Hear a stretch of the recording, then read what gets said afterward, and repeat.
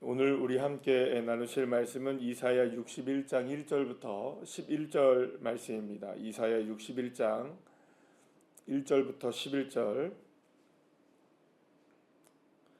우리 함께 합독하시겠습니다. 주 여호와의 영이 내게 내리셨으니 이는 여호와께서 내게 기름을 부으사 가난한 자에게 아름다운 소식을 전하게 하려 하심이라.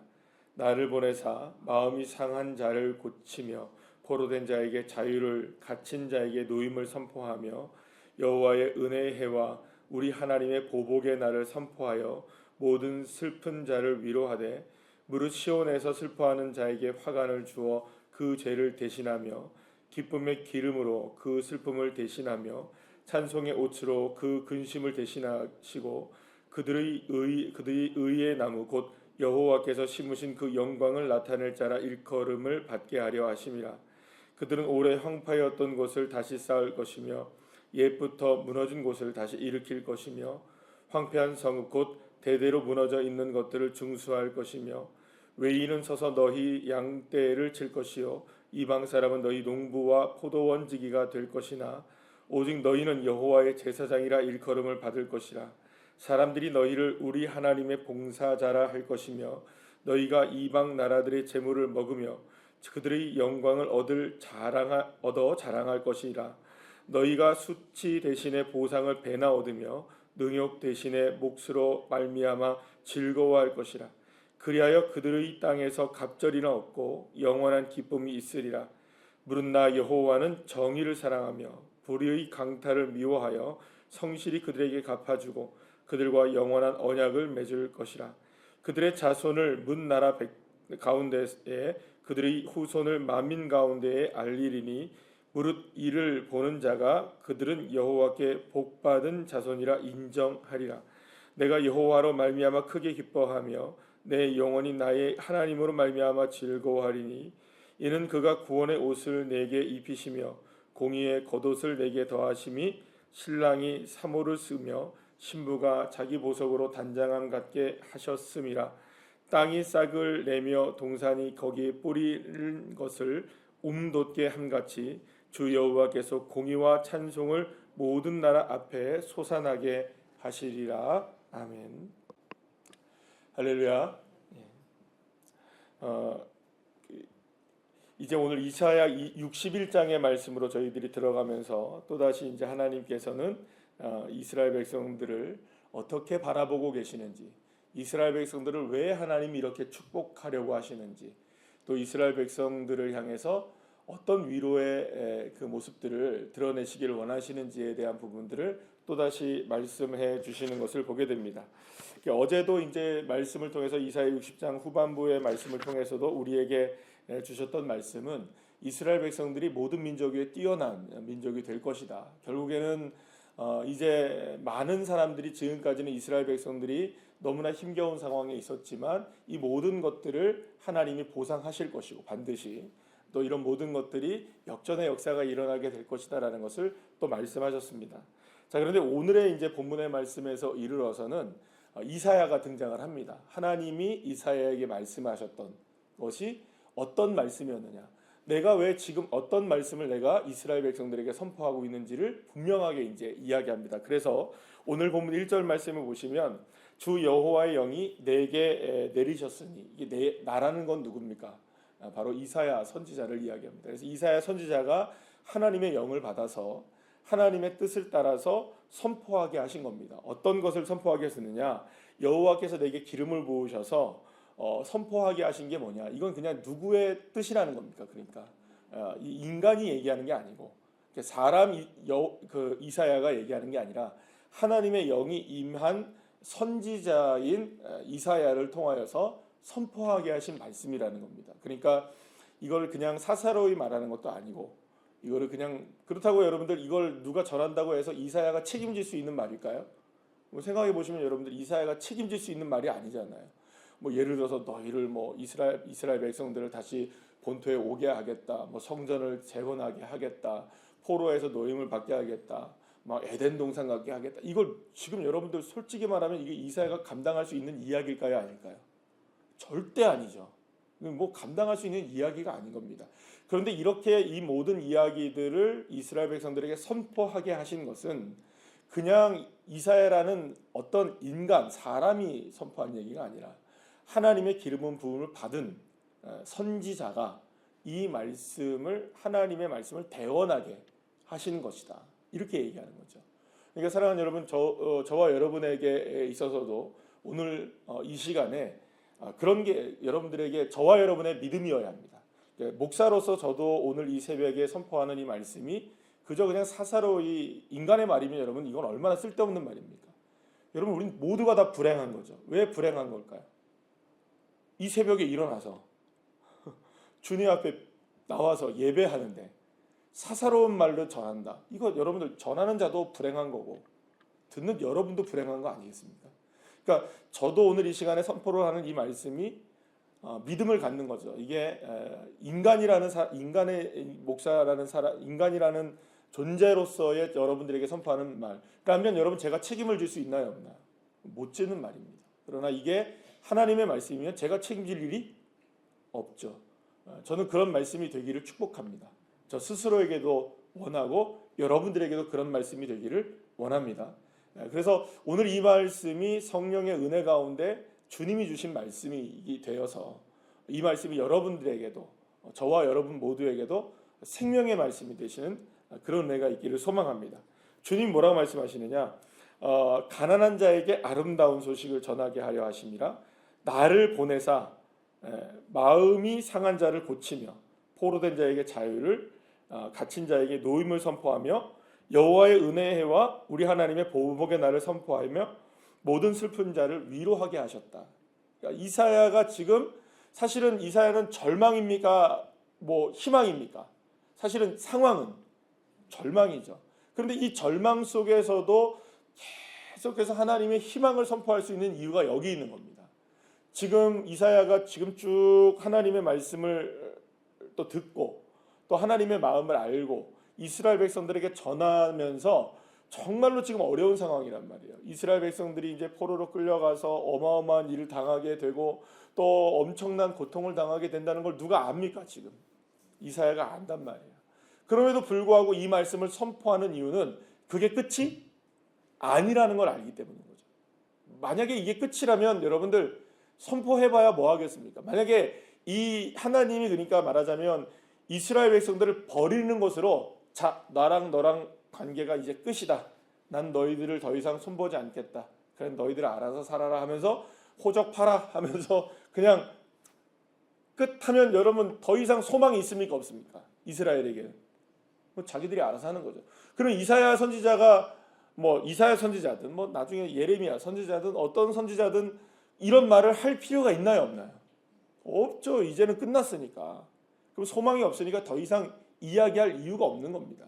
그런데 이런 이야기를 하게 되는 이유는 뭐냐? 결국에는 하나님의 마음은, 여기서 오늘도 말씀하시는 게, 하나님은 정의와 공의의 하나님이시지만 그런 이스라엘 백성들을 향한 하나님의 공의와 정의가 결국에는 이스라엘 백성들에게 무엇을 드러나게 하시는 겁니까? 찬송을 드러나게 하시기 원하는 거죠.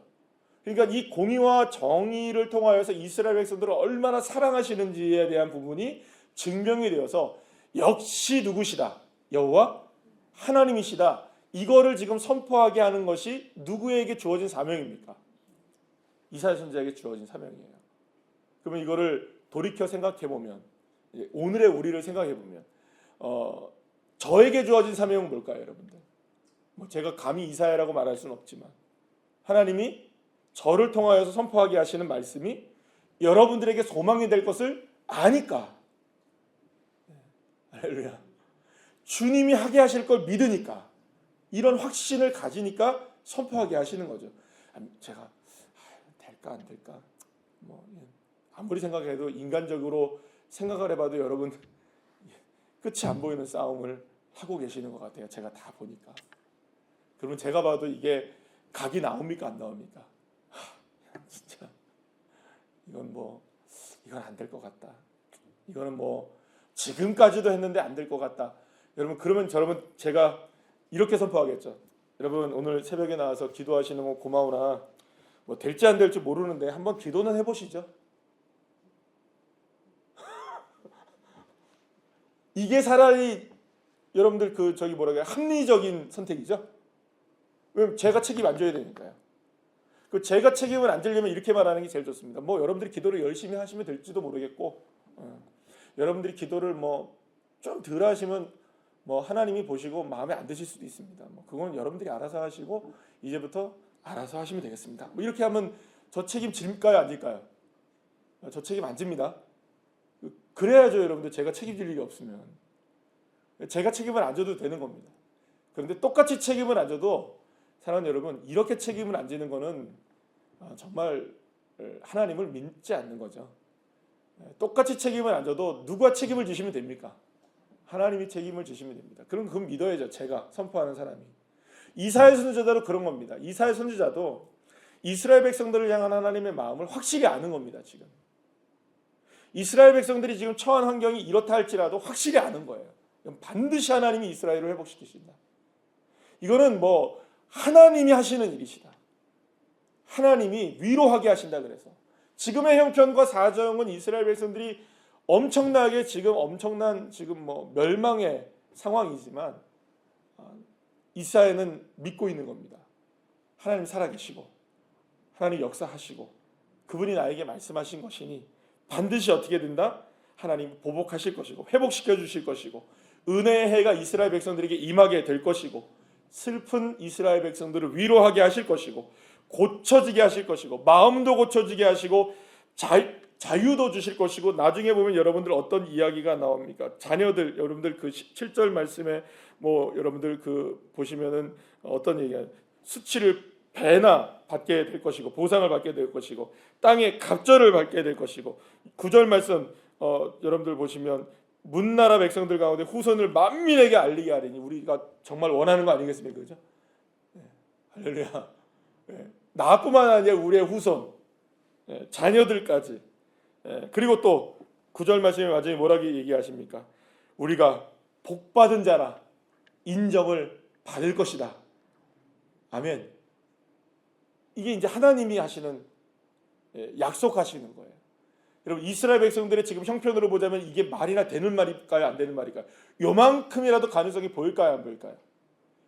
요만큼이라도 여러분들 이스라엘 백성들이 뭐 복을 받게 될 것이고 뭐 오늘 말씀하신 것처럼 너희들은 복받은 인생이야. 너희들 후손들 어마어마하게 잘 될 거야. 너희들은 뭐 보상 받을 거고 갑절의 은혜를 받을 거고 막 4절 말씀에서도 보시면 뭐 황폐하였던 땅을 다시금 수축하게 될 것이고 니들이 양떼를 칠 것이고 막 어마어마한 축복을 하시죠 지금. 근데 여러분들 상황과 형편으로 보자면 이스라엘 백성들에게 요만큼이라도 이런 가능성이 있을까요 없을까요? 제로입니다. 제로. 아니 지금 제로도 괜찮은 거죠. 마이너스 한 마이너스 1000%, 10,000%. 인간적으로 보자면 가능성이 없습니다. 이 가능성이 있는 말이 아니에요. 어디를 두고 봐도 싹도 안 보이고요. 될성 싶은 나무는 뭐부터라도 그래도 보여집니까? 떡잎이라도 요건 좀 되겠구나. 이런 상태면 아무리 지금 우리의 상황이 어려워도 요거만이라도 좀 잘 자라면 좀 어떻게 좀 될 수 있지 않을까? 그런 게 있습니까 없습니까? 있잖아요. 그런 게 있잖아요. 그런데 그런 가능성도 없는 거예요. 그런데 이사야 선지자를 통하여 하나님이 이 말씀을 선포하게 하신 겁니다. 이스라엘 백성들이 복을 받게 될 것이다. 여러분들 복 받게 될 줄 믿습니다. 이게 하나님의 복이죠. 하나님. 이스라엘 복을 이렇게 받는데 우리는 안 받을까요? 하나님이 하시는 일이신데. 그러면 도대체 하나님이 이스라엘 백성들을 왜 이렇게 축복하시길 원하시느냐? 왜 도대체 이스라엘 백성들을 축복하기 원하시느냐? 그러면 이렇게만 되면 하나님이 이스라엘 백성들을 축복하시겠다는 거예요. 그러니까 어떻게 보면 하나님은 이스라엘 백성들을 이렇게 여기고 계시는 거죠.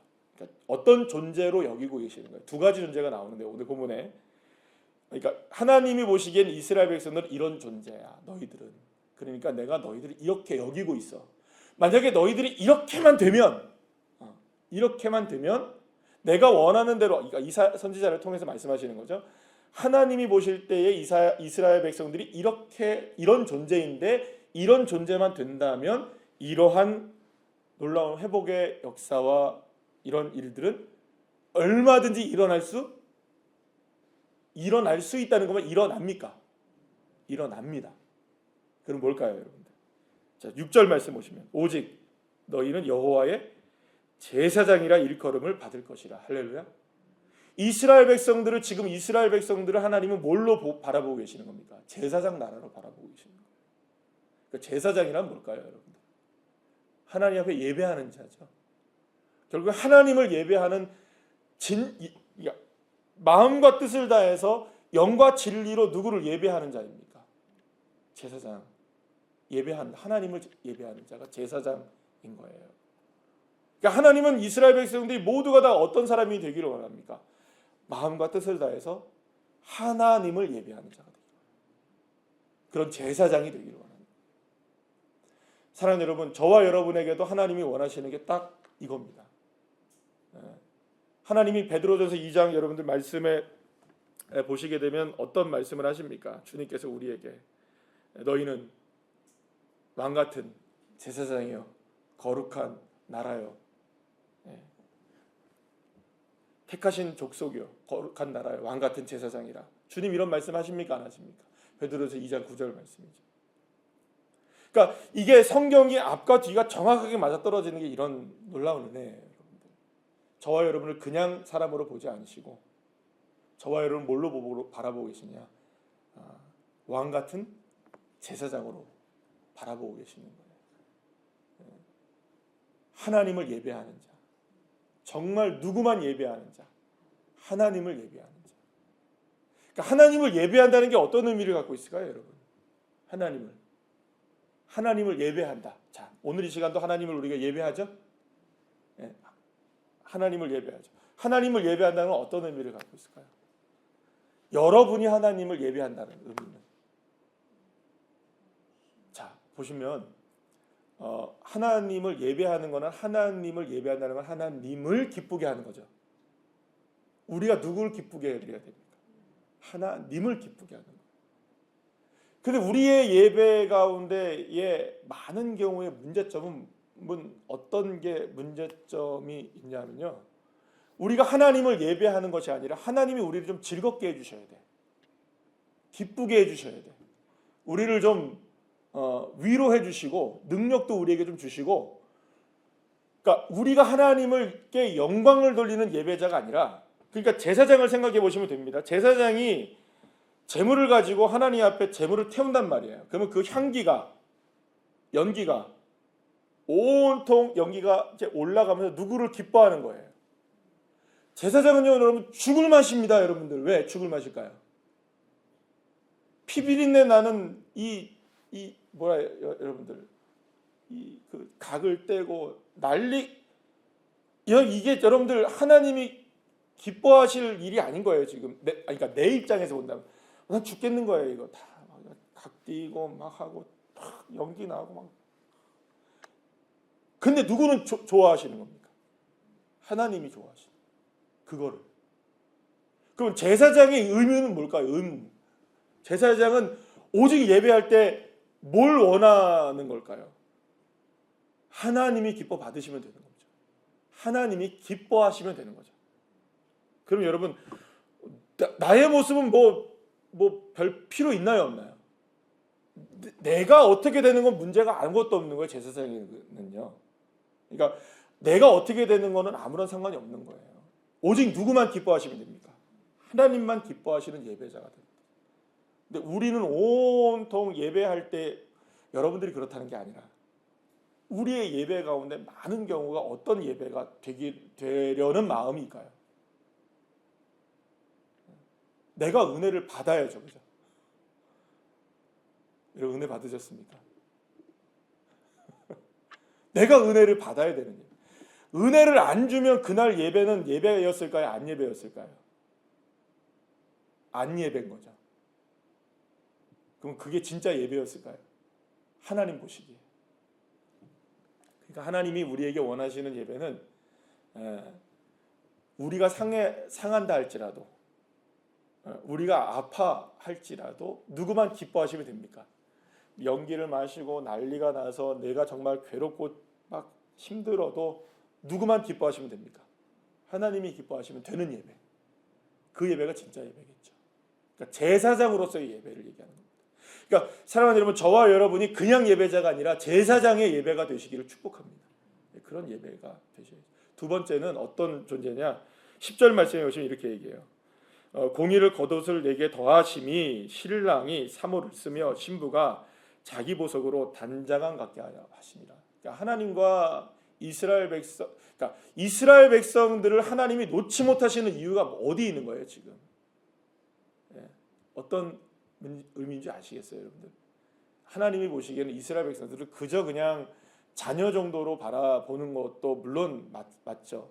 종으로 바라보시기도 하시고 백성으로 바라보시기도 하시고 또 뭐 여러 가지 문제이긴 하지만 버릴 수 없는 이유 딱 한 가지 있는 거예요. 신랑이 누구를 지금 단장시키는 겁니까? 신부를 단장시키는 거죠. 그러니까 누구를 이야기하는 거예요 지금? 하나님, 그리스도와 그 교회와의 관계이기도 하고 그리스도와 성도들의 관계이기도 하고 하나님 나라와 우리와의 관계이기도 하고 하나님과 저와 여러분의 관계이기도 한 거, 신랑과 신부의 관계. 그러니까 여러분들 하나님이, 주님이 누구를 놓지 못하시는 겁니까? 이스라엘을 이뻐서, 솔직히 말해, 이뻐서 여러분들 이게 뭐 단장시키고 하시겠어요? 여러분, 이 마음이 가장 잘 나타나 있는 성경이 어디입니까? 호세아서예요. 호세아서에 보면 고멜이라는 여인을 호세아가 아내를 맞아서 끊임없이 참고 끊임없이 돌아오게 하고 끊임없이 합니다. 이유가 뭘까요? 하나님이 호세아를 통해서 그 고멜을 사랑하는 방법이 여호와 하나님이 신부인 이스라엘을 사랑하는 마음인 거예요. 그러니 여러분, 이거는 신랑이 신부를 사랑하는 이 마음을 하나님이 알라는 거예요. 결국엔 하나님이 딱 존재론적으로 얘기하자면 어떤 존재라고 얘기하는 걸까요? 이스라엘을 하나님 바라보실 때 너는 왕같은 제사장이고 너는 나의 신부란다. 솔로몬이 술람미 여인을 사랑하듯 호세아가 사랑할 수 없는 고멜을 사랑하듯 그리스도께서 사랑할 수 없는 우리를, 죄를 품으시고 우리를 사랑하신 그 이유가 딱 하나입니다. 우리 모두가 신부인 거예요. 잊지 마십시오. 이스라엘 백성들을 하나님이 이렇게 회복시키시는 이유는 딱 하나인 거예요.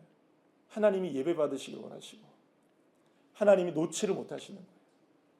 왜냐하면 우리가 제사장이 되기를 원하시고 참 신부가 되기를 원하시는 거죠. 사랑하는 여러분, 이스라엘을 향한 이 마음이 저와 여러분을 향한 하나님의 마음임을 깨닫고 우리가 당당해지면 되겠죠. 이제 하나님 앞에 예배자로 당당하게 서시고요. 그리고 하나님 앞에 내가 이래봬도 내가 누구의 신부다, 하나님의, 주님의 신부다, 이런 믿음을 가지시고 오늘도 그리고 여러분의 삶 속에서 언제나 승리하시는 교회의 믿음의 자녀들 한 분 한 분들 다 되시기를 축복합니다. 기도하시겠습니다.